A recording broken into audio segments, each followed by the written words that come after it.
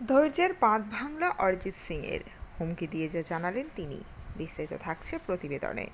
চ্যানেলে নতুন হলে চ্যানেলটি সাবস্ক্রাইব করবেন। এক সপ্তাহের মধ্যে ন্যায় না পেলে রাস্তায় নামব, ধৈর্যের বাঁধ ভাঙল অরিজিৎ সিংয়ের। গত এক সপ্তাহ ধরে সংগ্রাম চলছে। 9 দিন আগের ঘটনা। 9 আগস্ট রাতে এক ভয়াবহ দুর্ঘটনা ঘটে যায় আরজিকর হাসপাতালে। তিলোত্তমার এই মর্মান্তিক ঘটনায় সরব গোটা দেশের মানুষ।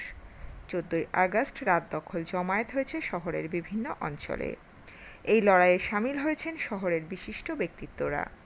এই লড়াইতে কেউ রাজনীতির রং লাগিয়েছেন, আবার কেউ বলছেন এই লড়াই সম্পূর্ণ অরাজনৈতিক।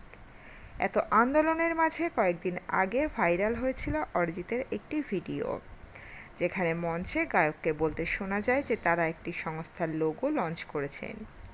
সংস্থার নাম অ্যান্টি রেপ। যদিও এত প্রতিবাদ মিছিলের পরও এখনো কোনো উত্তর পাওয়া যায়নি। এবার এই ঘটনায় বেজায় চটলেন গায়ক অরিজিৎ। হুঁশিয়ারি দিয়ে নিজের এক্স হ্যান্ডেলে বিরক্তি উগরে দিলেন তিনি। আরজিকর ঘটনায় নিজের এক্স হ্যান্ডেলে কি লিখেছেন গায়ক? তিনি লেখেন, দয়া করে আমায় আগেই যা বোঝানোর বুঝিয়ে দিন, রাস্তায় নামলে আর কিছু বুঝবো না। সেই সঙ্গে আগামী 7 দিনের মধ্যে রাস্তায় নামার হুমকিও দিয়েছেন তিনি। অরিজিৎ সাধারণত কোনো রাজনৈতিক সামাজিক বিষয় নিয়ে খুব একটা মন্তব্য করেন না। যে বিষয়ে তার কিছু পদক্ষেপ করার থাকে তা তিনি মঞ্চ থেকেই সরাসরি তার অনুরাগীদের জানিয়ে দিয়ে থাকেন।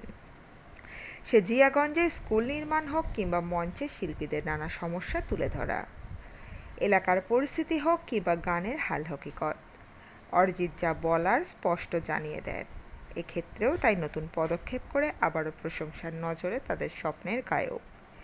প্রসঙ্গত, তিনি একাই নন, এই ঘটনায় সরব হয়েছেন অনেকেই। অভিনেতা থেকে অভিনেত্রী সবাই আওয়াজ তুলেছেন এই ঘটনার প্রতিবাদে। ভরে গিয়েছে সমাজ মাধ্যমের পাতা। প্রত্যেকেই নিজেদের মতামত পোস্ট করতে ব্যস্ত। এদিন রাতে রাস্তাতেও নেমেছিলেন অনেকে। তো বন্ধুরা, এই আপডেট ছিল এতটুকুই। দ্রুত ফিরে আসছি নতুন কোনো আপডেট নিয়ে।